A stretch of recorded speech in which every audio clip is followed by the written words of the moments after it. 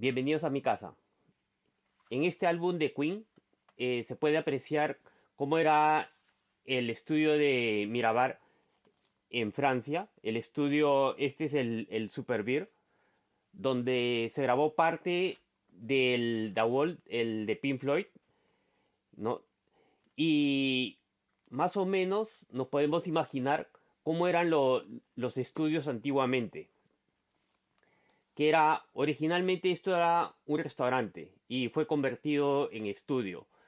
Pero podemos ver más o menos cómo están los micrófonos en la batería, los instrumentos como si fuese un concierto en vivo. Y por ejemplo, si nos fijamos bien, los cables de electricidad son esos rollos que se usan en construcción para hacer las casas. Lo que tenemos que tener en cuenta es que hacer una grabación o lo que nosotros escuchamos es como si fuese una pared, ¿no? Donde cada ladrillo es como si fuese una frecuencia de sonido. Y lo que nosotros tenemos que intentar es hacer que cada sonido sea lo más fiel a lo original y así intentar hacer la pared completa. Entonces podríamos ver más o menos en el video anterior lo que intentaba era tocar varios temas del sonido directo y la importancia de muchos aspectos que ahora les iré uniendo para comprender la diferencia entre lo que es un estudio de música y nuestra sala de escucha. No solo el, lo, lo que les quiero decir es que principalmente la separación de sonidos o la separación de los instrumentos en un estudio se unen las pistas de grabación de los instrumentos o de los micros.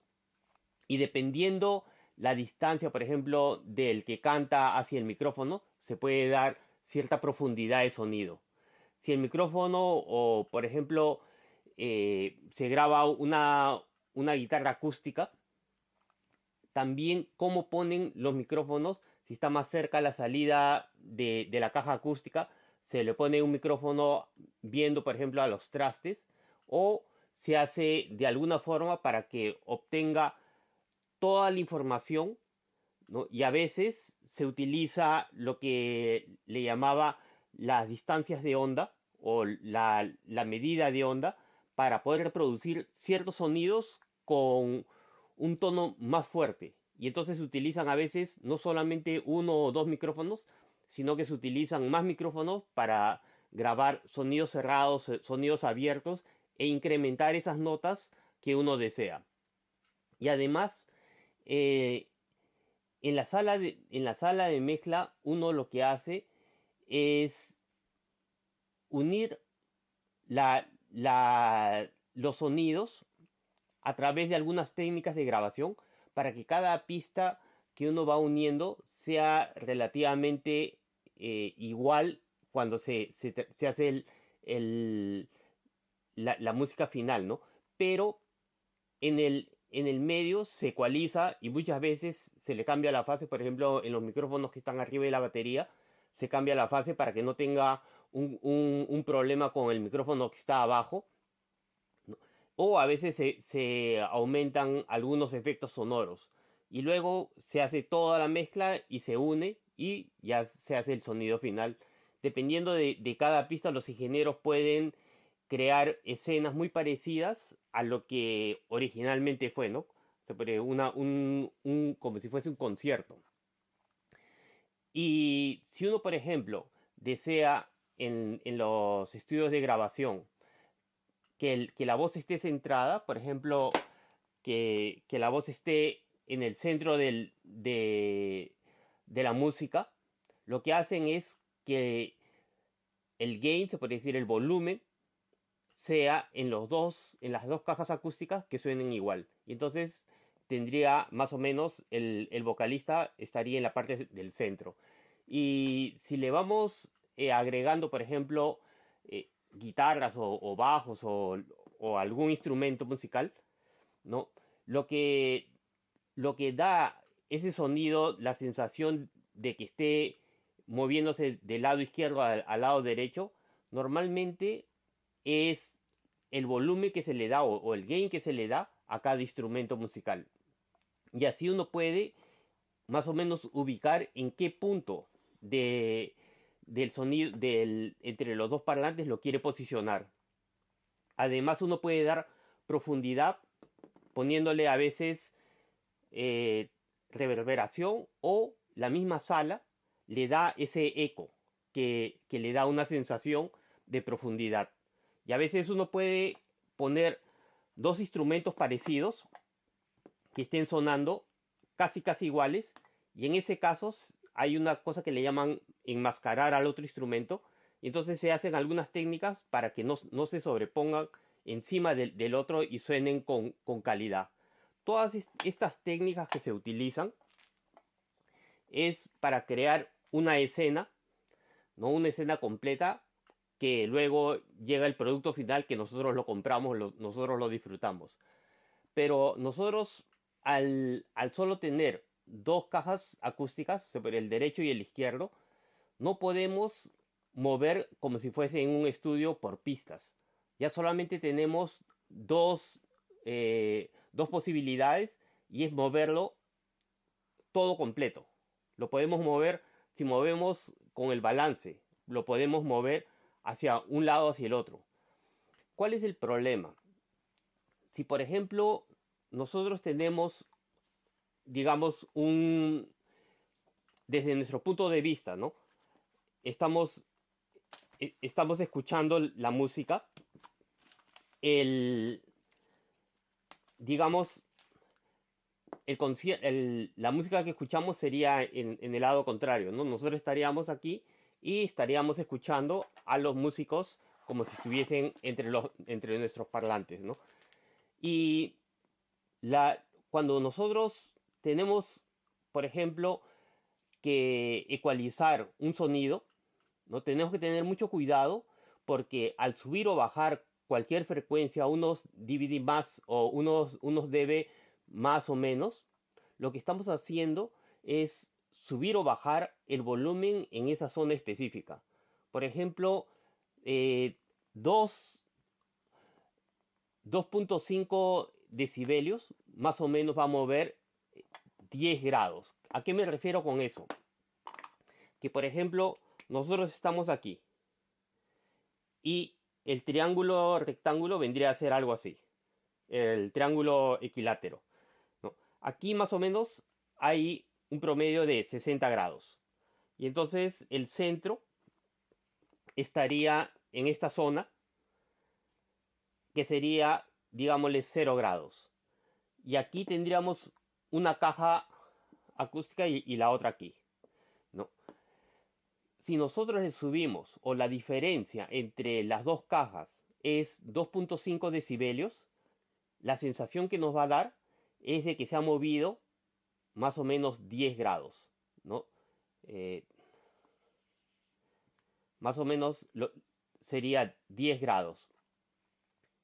Esto, si nosotros todavía le subimos, por ejemplo, 5.5 decibelios, lo que va a ocurrir es que se va a mover 20 grados, ¿no? Entonces, ya 20 grados nos va a dar la sensación de que todo el sonido se ha ido hacia un lado. Y si le subimos 15 decibelios, entre 12 a 15 decibelios, ¿no? Lo que estaríamos escuchando es que todo el sonido se iría para un lado. Y tenemos que tener cuidado también en el caso no solamente del volumen que le estamos subiendo, sino de la posición en la que estamos.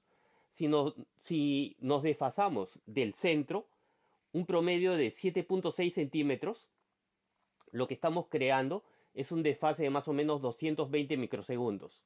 Y esto lo que va a crear es una sensación de más o menos 10 grados, como si se hubiese movido también 10 grados el sonido. O si nosotros le damos, por ejemplo, 440 microsegundos, también nos dará una sensación de más o menos unos 20 grados, que son más o menos 15 centímetros. Ya 15 centímetros ya vendría a ser la persona que está al costado de nosotros lo que estaría escuchando. Y si nos movemos más todavía a 1.12 milisegundos, lo que estaríamos haciendo es ya mover casi todo el sonido hacia el lado contrario. Por eso, lo que uno tiene que tener cuidado al ecualizar es los sonidos. Uno no puede estar subiendo, se podría decir, 6 decibelios, aunque parezca poco, lo que realmente es 4 veces el volumen de nuestro amplificador en ese punto. O sea, si uno lo sube y baja en una zona el ecualizador, lo que uno le está diciendo al amplificador es que suba o baje el volumen en esa zona que le estamos diciendo. Y a veces, si uno sube demasiado, a veces podemos perder hasta el rango dinámico. Por eso que tenemos que tener mucho cuidado para unir las voces, ¿no? Cuando las dos bocinas sean parecidas, va a sonar al centro. Pero, por ejemplo, si tenemos algún problema acústico dentro de casa, lo que podemos hacer es utilizar el ecualizador, pero no para intentar mejorar la música, sino, bueno, mejoramos la música, pero es para unir los defectos que tiene la sala de escucha. Por ejemplo, si por algún motivo tenemos dos cajas acústicas, dos parlantes, pero en ciertas frecuencias hay unas frecuencias que están más fuertes, se podría decir que se van hacia un lado o hacia el otro. Eso lo podemos reparar, eso lo podemos hacer que las dos presiones sonoras estén igual, para que dé la sensación de que el vocalista o el cantante que está al centro tenga todas las frecuencias todas unidas, entonces nos dará la sensación de que tiene la voz, el tamaño, toda la forma del vocalista, ¿no? O del instrumento que estamos escuchando. Si nosotros llevamos un sonido o ecualizamos diferente en cada lado, sin saberlo, lo que estamos creando es un problema y no una solución. Por eso que tenemos que tener mucho cuidado en lo que es ecualización. Lo podemos hacer para mejorar el sonido y hacer que todos los sonidos sean algo parecido a lo que les comentaba de hacer como si fuese un ladrillo de la misma forma, de la misma dimensión en cada parte de la pared. Y así poder disfrutar la música, ¿no? Que sea coherente. Bueno, en el siguiente video les comentaré más sobre la posición y cómo influye todas las cosas que tenemos alrededor de dos parlantes. Hasta ahora les he estado comentando solamente sobre el sonido directo. Entonces, vamos a ver poco a poco cómo ir haciendo de que el sonido sea lo más parecido a lo que se hizo en el estudio de grabación. Muchas gracias y nos vemos en el siguiente video. Chao.